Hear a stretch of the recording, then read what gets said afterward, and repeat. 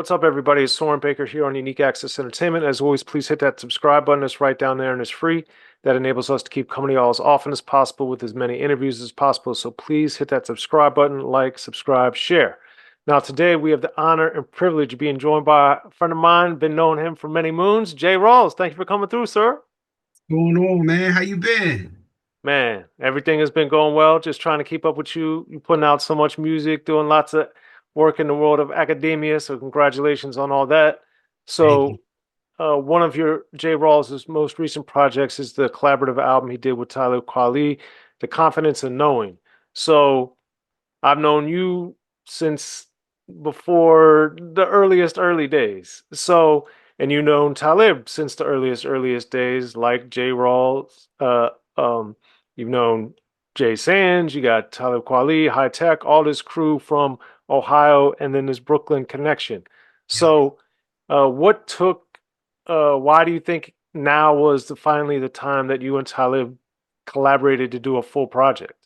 Yeah. I mean, yeah, a lot of people have wondered that. I mean, it's just timing is everything, man. We really we've known each other forever, but Quali's been moving around doing his thing. I've been working, doing my thing. And we actually, it's kind of funny. We started working.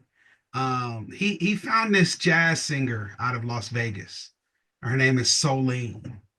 And the type of beats that she liked, the type of music she liked, he was like, yo, these are just J. Rawls type beats. So let me hook you up with J. Rawls. And so, he reached out to me, said, yo, send me some jazzy type stuff. And I sent him a couple things. I didn't know what it was for. And he sent it back with her in mind and her on it. And I was like, yo, this is dope. And so we started working on hers. And while we were doing that, I was sending him beats and he was just like, yo, I'm gonna write to that.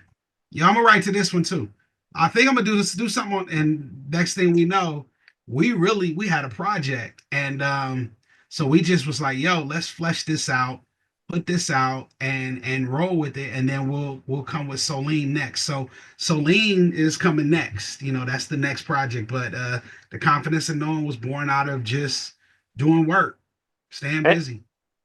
and she Celine is on the Singing to the Sky uh song that's on the Confidence of Knowing. So with that, was that one of those quote unquote early demos that you had sent, or was that made specifically for this project? No, that was just working, just recording, making songs. I mean, we probably got about 30 songs for the confidence of knowing. We ended up just recording and recording. And some songs went to Nico, some songs went to Solene, some songs went for the confidence of knowing. Some songs are just still just in the archives. So it's just been a lot of work, just honestly, just having fun, man, making music like we used to do back in the day. And that being said, with the back in the day element of it, since I've known you so long, and both of us have seen and understood the evolution of the creation of music, Mhm. whereas back in the day, it would have been much harder to make 30 songs, especially if you're doing at least some of it remotely. So that being said, as the process developed with making the confidence and knowing, how was that different from making a project that you might have a Lone Catalyst album you might have made back in the day, for instance, where it's like, hey, we're making this album right now and this is all we're doing, versus something like this where it's kind of like evolves into making the album. Think the obvious thing is just the whole idea that, first of all, you can record at home or in your basement or whatever. When we first started, we were recording to 2-inch tape. We were on reel to reel. And you had to have a studio, like you had to go to the studio. So you practice at home on your Tascam 4 track and got the song down pat. So when you went to the studio, you could do 3 songs in 1 hour. Studio time was expensive. So I think that's the biggest difference. And just the fact that everything now just moves faster with technology, it's made it so that we can do things a lot faster and move faster. Absolutely. Okay. And then with the confidence in knowing, is that a title that you guys came into as the project went on, or did one of you have that idea right away? How did that title come about? That's quality, man. I usually, when I work with an artist, I usually let them come up with the title because they're doing the writing. And it just came out of just chatting about the album, the songs on there, what it felt like. And he said it one day and I was like, that's it. That's really it. Okay. And then how much of this did you guys do it together, or was it all done remotely? No, it was the majority of it was together. Yeah, Mm. majority together. Yeah, and that's what I'm saying. Like we was recording in my studio in LA, New York. We was just a little bit everywhere. Now, of course, he did do some things like like he might have been in New York recording something, but we still started and worked on every track pretty much. We started it in Columbus, really. That's incredible. And given that that's becoming more unusual, what do you think that added to the final product? Think it makes it feel good. It gives it everything I've been hearing from people is like it's like it feels like old us. It takes people back to how it felt back in the day. And I think that nostalgic feeling is important. I think people enjoy that, and I think that's part of why it resonated so much. Absolutely, and continues to resonate.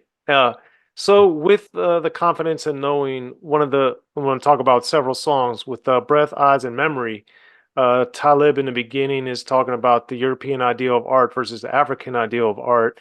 You, before we even get to that, I want people to break down your educational status and where you are, so people understand that we're not talking to just a music producer. So explain your role and world in academia before we get to this question. Other question. Okay, yeah, I am an assistant professor of hip hop at the Ohio State University. I'm actually in my office right now, and I'm working on an article writing right now as we speak. I'm an educator. I've been a K-12 educator. I did that for 17 years. Um, I have 10 years of teaching at the higher ed level. To me, education is the key, man. I love those are my two passions, hip hop and education. And so now that I'm able to combine them, I'm kind of very blessed, to be honest with you.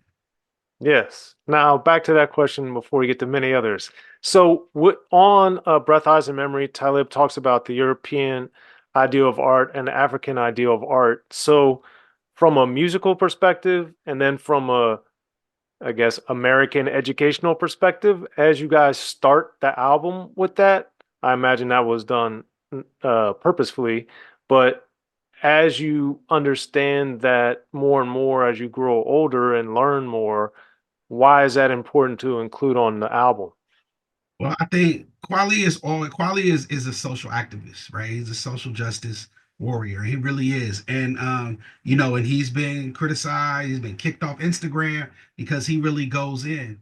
And that's him. That's what he does. But he is always putting together like ideas of thinking. Like he's always making you think, like with his lyrics, And so part of what he wanted you to do is like to start out thinking of, you know, this idea of art for art's sake, just doing it, that way, and art for people who need it to live.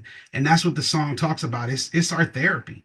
We create because that's who we are. If we weren't able to create, I don't know what we would be doing. We would be in trouble. I mean, that it kind of gets us through, and we're mutual in that way that we this is a necessity for us. Like I love creating; it's a part of my being and who I am.